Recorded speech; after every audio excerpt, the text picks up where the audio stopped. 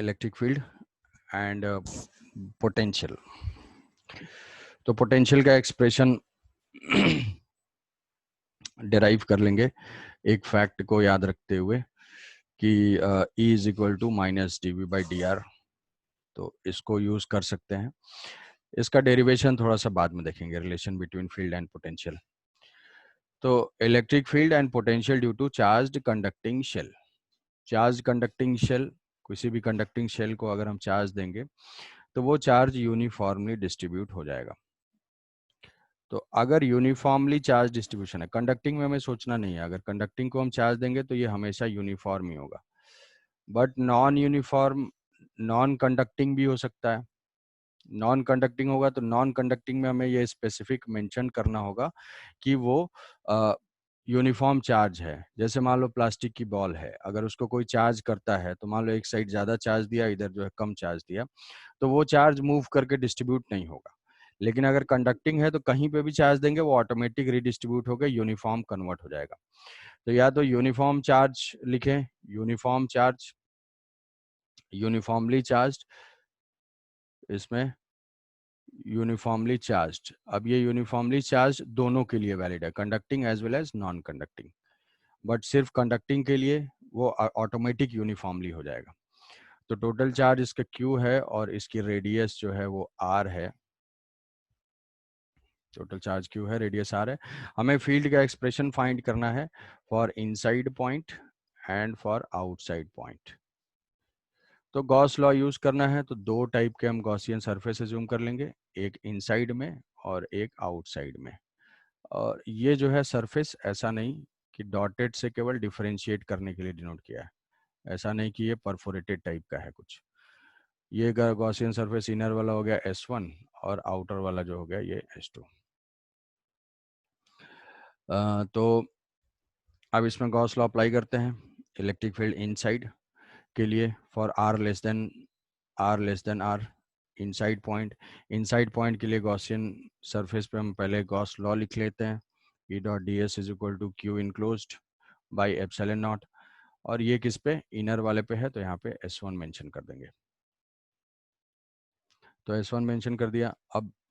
अब यहाँ से एरिया वेक्टर की डायरेक्शन, तो गॉसियन सरफेस फिर से जो है वो सिमेट्रिकल है इस चार्ज डिस्ट्रीब्यूशन के रिस्पेक्ट में।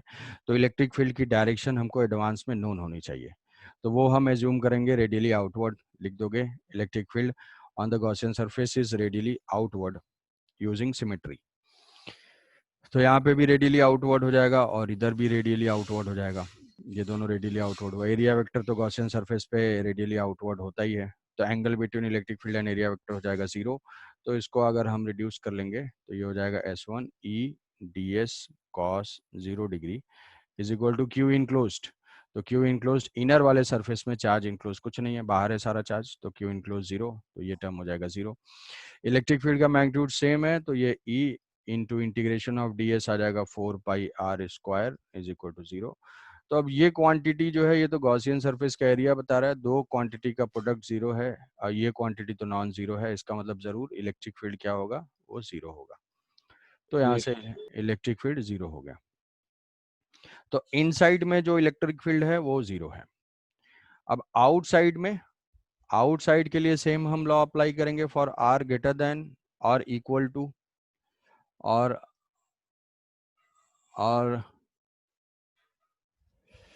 ग्रेटर देन और इक्वल टू r आउटसाइड के लिए। तो आउटसाइड के लिए E dot ds is equal to Q in by epsilon naught. हमेशा पहले मेंशन कर देना ये कैलकुलेशन हमारा S2 के लिए है। तो S2 वाले सरफेस पे इलेक्ट्रिक फील्ड सिमेट्री से आउटवर्ड है, तो ये फिर से हो जाएगा E इंटू कॉस 0 डिग्री है, तो बार बार वो चीज़ नहीं लिखना, एक लाइन तुम लिख दोगे। Q enclose, total charge Q enclose है सरफेस के अंदर। तो यहाँ से जो इलेक्ट्रिक फील्ड आएगा वो आ जाएगा Q by 4 pi epsilon not r square. तो ये जो है लाइक पॉइंट चार्ज, ये कैसा फील्ड आ रहा है, लाइक पॉइंट चार्ज, कि पूरा पॉइंट चार्ज, पूरा Q का Q चार्ज कहाँ पे लोकेटेड है, उसके सेंटर पे। ये पॉइंट जो है गॉस लॉ में, ये पॉइंट ग्रेविटेशन में बताया होगा तुम लोग को एक शेल थ्योरम के नाम से। कि शेल थ्योरम जो क्या बोलता है कि आउटसाइड पॉइंट के लिए पूरा चार्ज कहाँ बिहेव करता है, सेंटर पे बिहेव करता है। तो उसको हम गॉस लॉ से समझ सकते हैं यस कि सर। एक्सप्रेशन ऐसा है कि क्यू चार्ज कहाँ लोकेटेड है, आर डिस्टेंस पे। आर डिस्टेंस कहाँ से है, सेंटर से है। तो ये पॉइंट चार्ज के जैसा, बाहर पॉइंट चार्ज के जैसा फील्ड आ जाएगा और अंदर जो है जीरो आ जाएगा। तो अगर इसको वेक्टर नोटेशन में भी लिख लोगे, वेक्टर क्वांटिटी को डायरेक्शन के साथ बताना होता है, तो ये हो जाएगा 4 pi epsilon naught R square, और रेडिली आउटवर्ड डायरेक्शन में ये हो जाएगा इलेक्ट्रिक फील्ड। इसको ग्राफिकली रिप्रेजेंट करेंगे, तो ग्राफिकली पॉजिटिव चार्ज अगर है तो रेडिली आउटवर्ड होगा। तो ग्राफ इस टाइप का हो जाएगा कि अंदर तो जीरो है, अंदर कहाँ तक ये जीरो है, कहाँ तक जीरो है, आर तक जीरो रहेगा।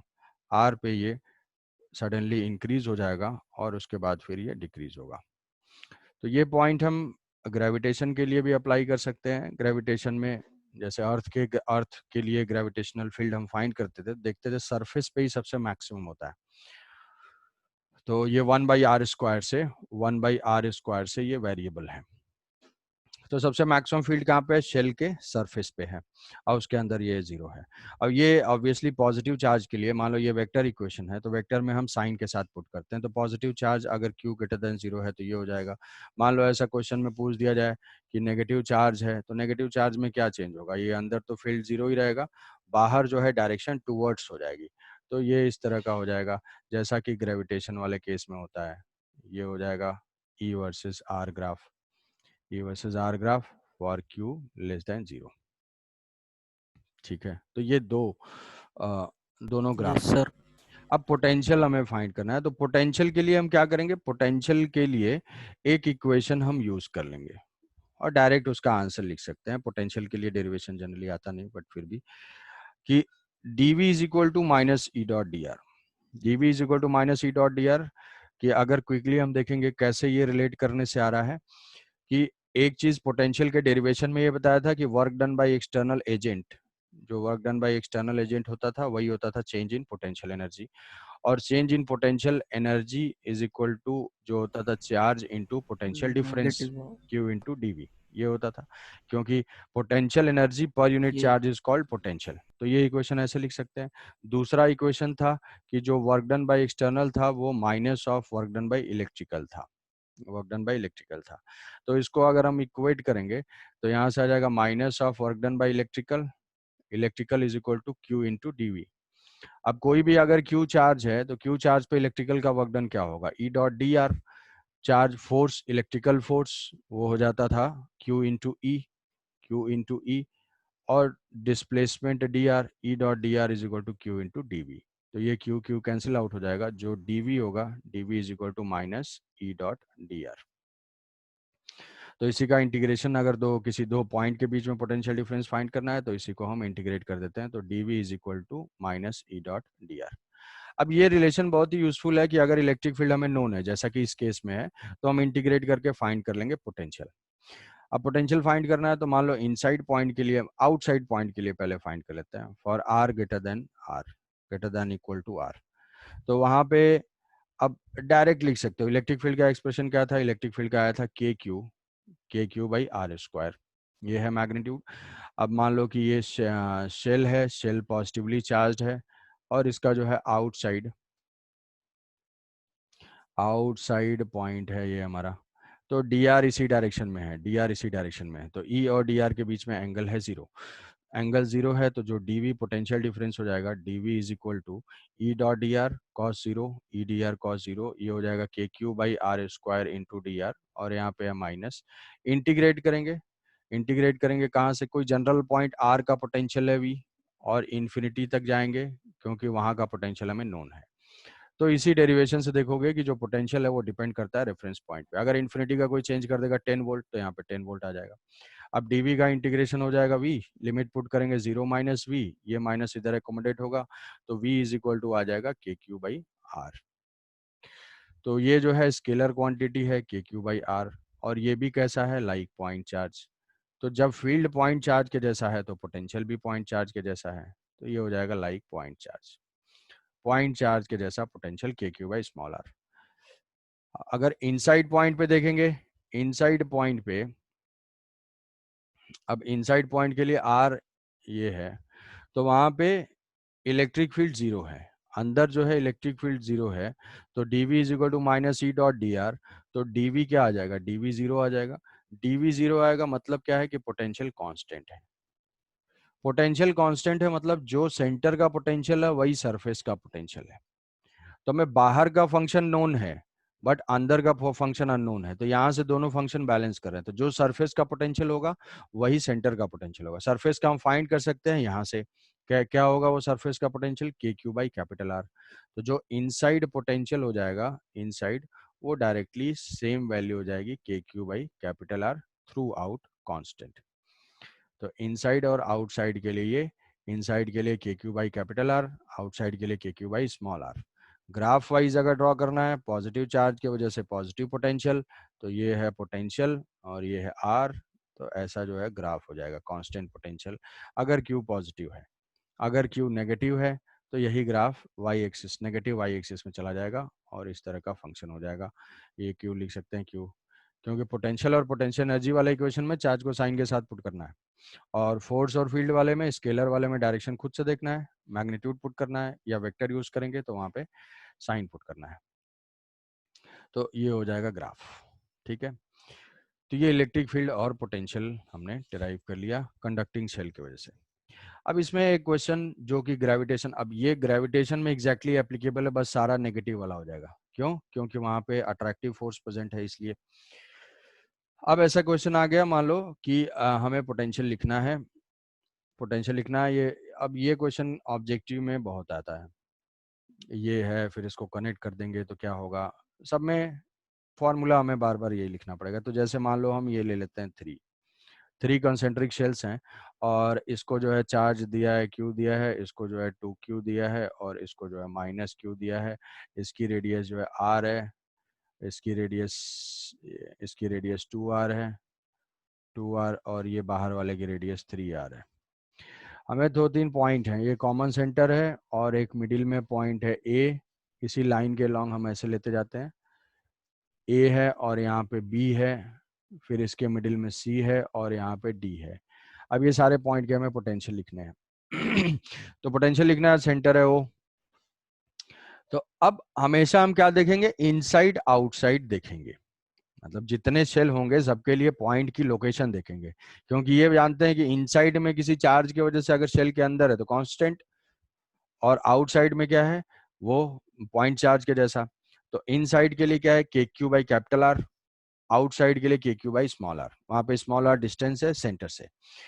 तो पहली चीज जो ओ का हम पोटेंशियल लिखेंगे, तो एक चीज हमेशा ध्यान रखना कि हमें कितने टर्म्स लिखने पड़ेंगे, जितने नंबर ऑफ चार्जेस होंगे या जितने नंबर ऑफ शेल्स होंगे, तो 3 टर्म लिखने पड़ेंगे। सारे टर्म की वजह से एक एक करके देखेंगे। तो इस -q के लिए क्या है, ये इनसाइड है। इस 2q के लिए क्या है, ये भी इनसाइड पॉइंट है, और इस q के लिए भी इनसाइड पॉइंट है। तो तीनों शेल के अंदर ही ये है, तो डायरेक्टली हम के क्यू बाई कैपिटल आर लिख लेंगे, मतलब रेडियस ऑफ द शेल। तो ये हो जाएगा, चार्ज को साइन के साथ पुट करना है, K Q by small R plus K into 2q divided by 2r, inside point है इसलिए उसकी रेडियस के into Q divided by 3r। ये हो जाएगा पोटेंशियल इसका। अब नेक्स्ट अगर यहाँ पे देखेंगे कि अब देखो, अंदर तो फील्ड जीरो है, इनर मोस्ट में क्या है, फील्ड जीरो है, इनर मोस्ट में फील्ड जीरो है। तो O और A का जो पोटेंशियल होगा सेम होगा, क्योंकि पोटेंशियल कांस्टेंट रहेगा जहाँ पे फील्ड जीरो है। तो यहाँ पे VA is equal to VO हो जाएगा, क्योंकि अभी भी क्या है, वो इनसाइड ही है, तो जो O पे पोटेंशियल वही A पे पोटेंशियल। अब B पॉइंट पे अगर हम जाएंगे, तो B पॉइंट पे मूव करने में हम क्रॉस कर गए एक स्फीयर को, एक शेल को जो है वो क्रॉस कर गए। तो शेल को क्रॉस किया, तो जिसको क्रॉस करेंगे वो चार्ज कहाँ चला जाएगा, सेंटर पे। तो हमने -q को क्रॉस किया है, तो इसके वजह से जो पोटेंशियल होगा वो -kq डिवाइडेड बाई डिस्टेंस कहाँ से, सेंटर से, तो उस डिस्टेंस को हम लिख लेंगे OB। और बाकी चार्जेस के लिए अभी भी वो इनसाइड पॉइंट है, तो k into 2q divided by 2r और plus k into Q divided by 3r, ऐसा लिख लेंगे। अब यहां से देखो, फिर बी के बाद हम फिर सी पे गए, तो सी पे गए तो क्या कर लिया, सी पे गए तो दो शेल क्रॉस कर गए, तो दोनों चार्ज कहाँ चला जाएगा, सेंटर पे। तो अभी सेंटर पे नेट चार्ज कितना हो जाएगा, एक साथ नेट चार्ज Q. देख लो, minus Q plus two Q, तो प्लस क्यू हो जाएगा। तो उन दोनों की वजह से डायरेक्ट लिख लेंगे potential at C, potential at C centre पे कितना चार्ज है, K Q divided by distance उसकी हो जाएगी ओ सी। अब प्लस आउटर वाले शेल का भी ये इनसाइड पॉइंट है, तो के क्यू बाई थ्री आर वाला टर्म मेंटेन रहेगा। ठीक है, हमने यहाँ पे दो टर्म लिखा है, एक माइनस के क्यू बाई ओ सी होगा, यहाँ पे प्लस टू के क्यू बाई ओ सी, यहाँ पे जो है ओ सी आ जाएगा दोनों, यहाँ पे ओ सी, यहाँ पे ओ सी। देखो जैसे जैसे क्रॉस करते जा रहे हैं एक एक रेडियस चेंज होता जा रहा है।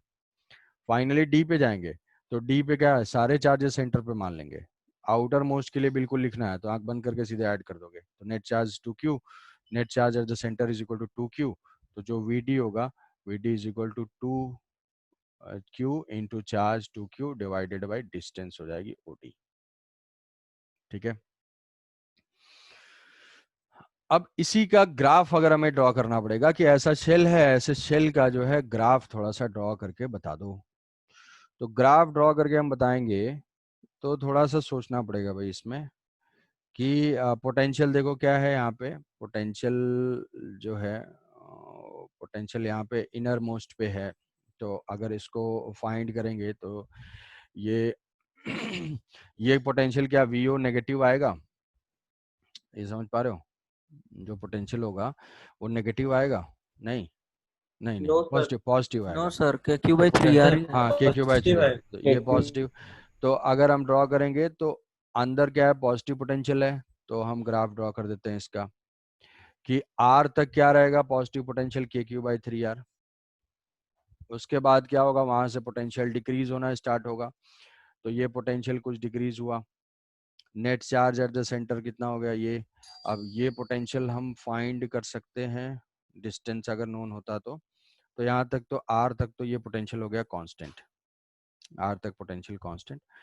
उसके बाद फिर जब आर से टू आर जाएंगे, तो आर से टू आर जाएंगे तो जो भी है पोटेंशियल, ये ओ बी वाला टर्म है ये वेरिएबल है, बाकी सारा तो पॉजिटिव ही रहेगा, तो ये टर्म जो है ये ऐसे डिक्रीज करता जाएगा, डिक्रीज करते करते कुछ और वैल्यू तक पहुंचेगा यहाँ से।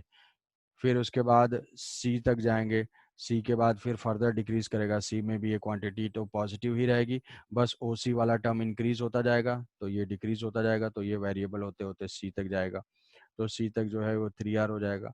और उसके बाद फाइनली उसके बाद ये भी पॉजिटिव है, अगर नेट चार्ज मान लो माइनस आता तो हम इधर नेगेटिव से ड्रॉ करते, बट यहाँ पे प्लस ही है, तो ये जो है तीन टाइप के कर्व हमें मिल जाएंगे। ये हो जाएगा V versus R graph, V versus R graph.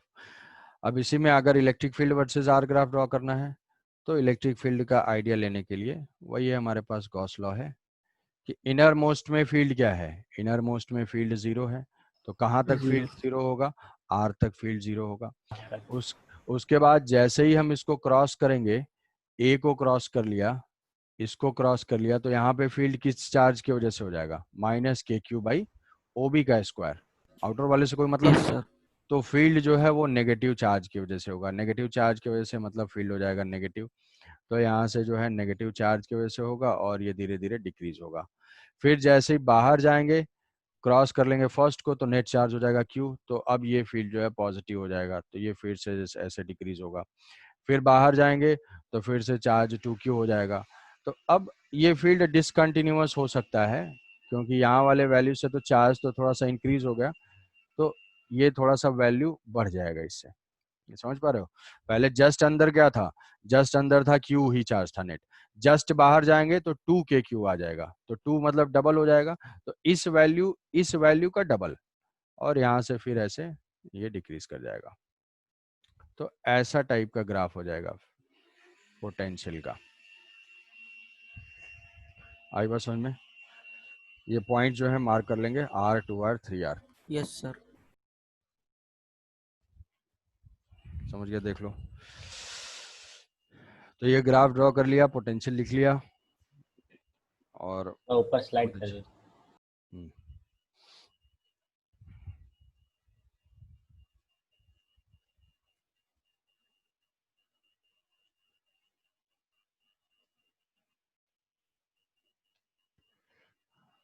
क्या वो फोटो ले रहे हो,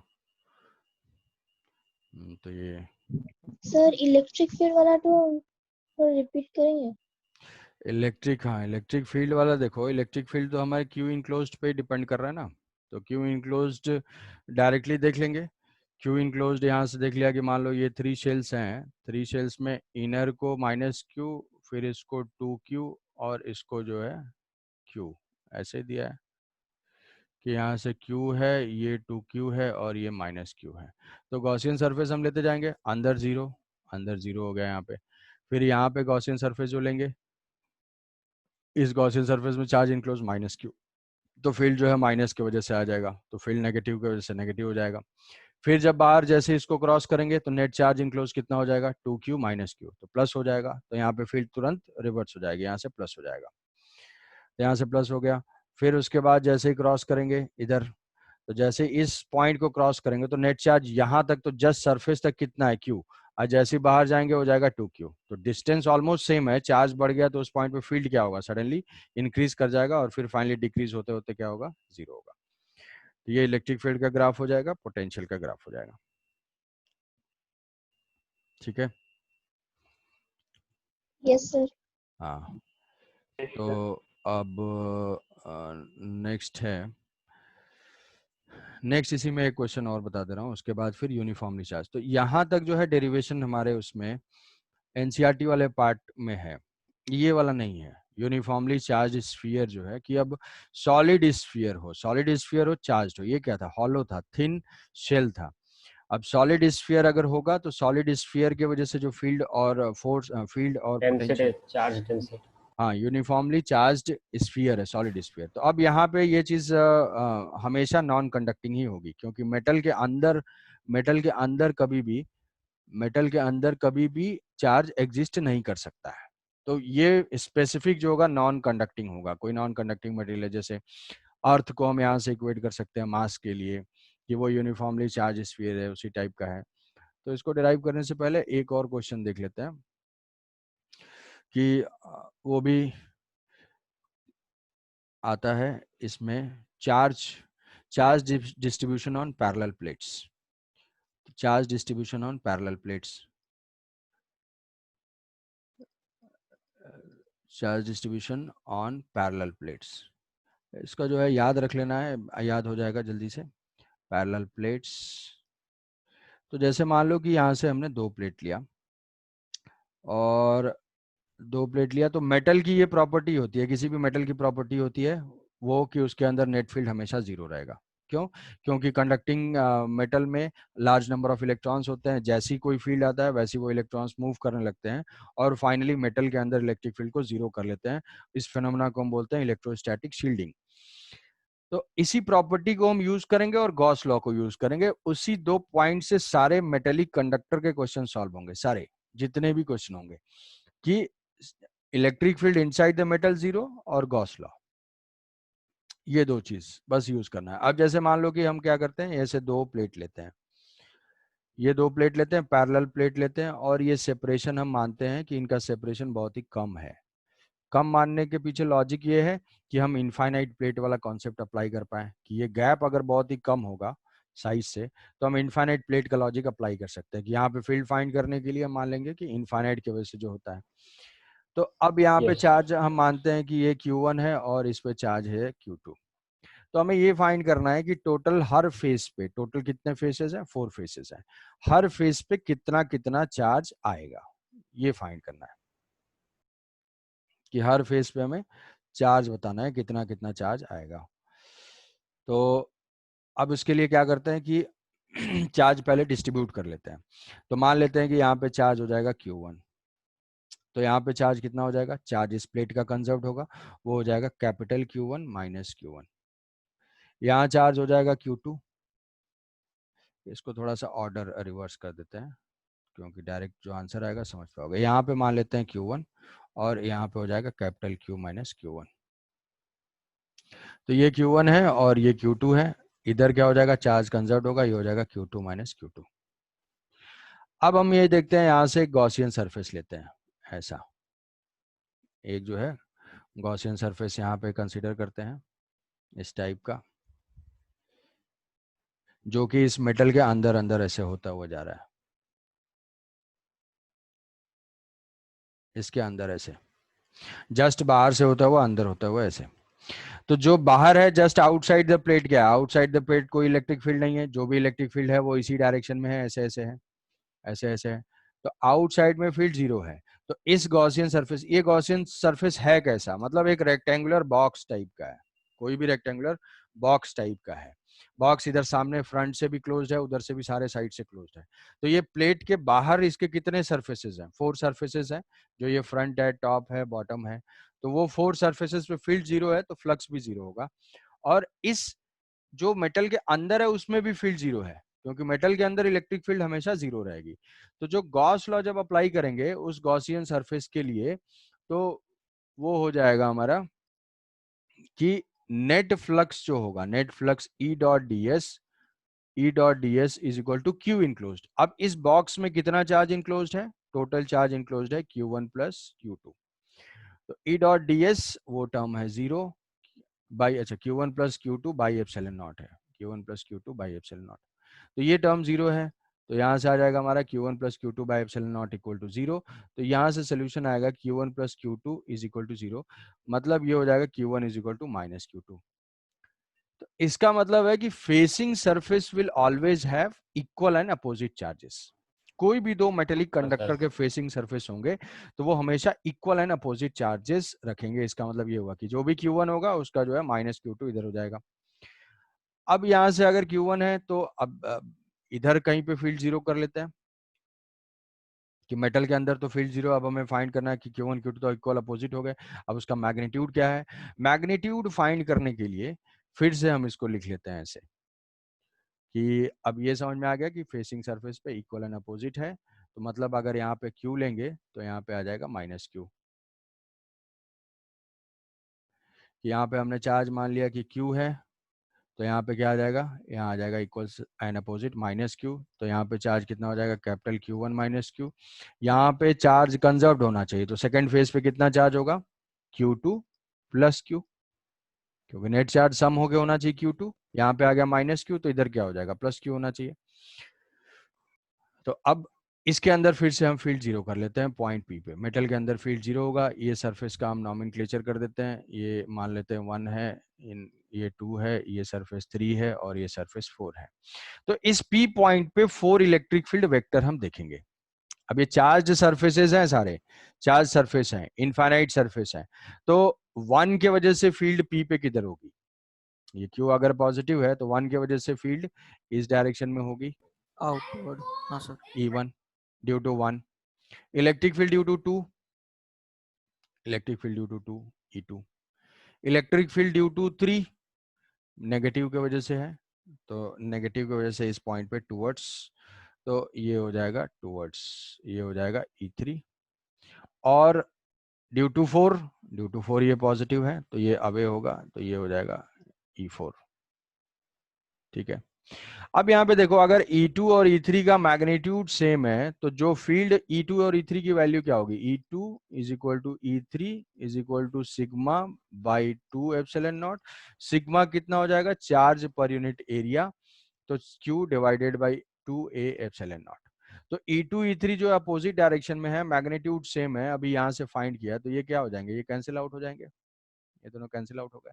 अब P पे नेट फील्ड जीरो है, इसका मतलब E1 और E4 का भी मैग्नीट्यूड सेम होना चाहिए। ये दो तो कैंसिल कर गए, फेसिंग सरफेस बाहर में कैंसिल कर जाएंगे हमेशा, और लिखेंगे तो आ भी जाएगा। तो यहाँ पे ये दोनों तो कैंसिल कर गए, ये दोनों बचे, ये दोनों आपस में अपोजिट डायरेक्शन में फील्ड दे रहे हैं तो इनको कैंसिल करना चाहिए, डायरेक्शन तो अपोजिट है, बस मैग्नीट्यूड बराबर कर दें सब जीरो हो जाएगा। तो मैग्नीट्यूड बराबर करेंगे तो ये एरिया 2 एप्सिलॉन नॉट ये सब तो सेम है, इफेक्टिवली क्या होना चाहिए, चार्ज ही सेम होना चाहिए। तो हम ऐसे लिख लेंगे, जो E1 हो जाएगा Q1 minus Q by 2a epsilon naught is equal to Q2 plus Q divided by 2a epsilon naught. ये जो है कैंसिल आउट हो जाएगा, तो यहाँ से Q की वैल्यू आ जाएगी Q is equal to Q1 minus Q2, Q is equal to Q1 minus Q2 divided by 2।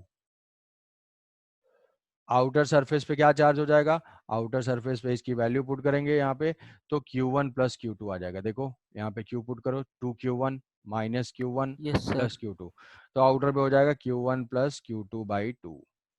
Q1 plus Q2 by 2, तो फाइनली चार्ज को डिस्ट्रीब्यूट कर देते हैं। ये बिल्कुल तुमको याद रख लेना है अभी कि अगर Q1 Q2 चार्ज देंगे तो HC वर्मा में इलेक्ट्रिक फील्ड में लास्ट के 3 क्वेश्चन इसके ऊपर हैं, 2-3 क्वेश्चन, वो चाहो तो अटेम्प्ट कर सकते हो। ये है Q1 Q2, तो इस फेज पे चार्ज कितना हुआ, टोटल चार्ज डिवाइडेड बाई 2।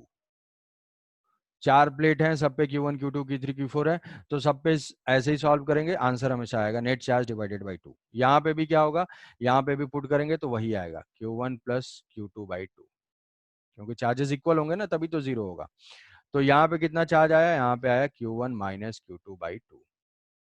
जितना यहाँ पे प्लस आया उतना ही यहाँ पे माइनस आएगा। ठीक है, अब इसका एप्लीकेशन एप्लीकेशन बता देता हूँ क्विकली, कि जैसे मान लेते हैं कि हम ये ले लेते हैं 3 प्लेट्स हैं, ये तो 2 के लिए सॉल्व किया, अगर मान लो हम 3 प्लेट्स ले लेते हैं यहाँ पे, कि ये है 3 प्लेट्स और वो 3 प्लेट्स का चार्ज डिस्ट्रीब्यूशन हमें फाइंड करना है, क्लोजली प्लेस्ड हैं सारे।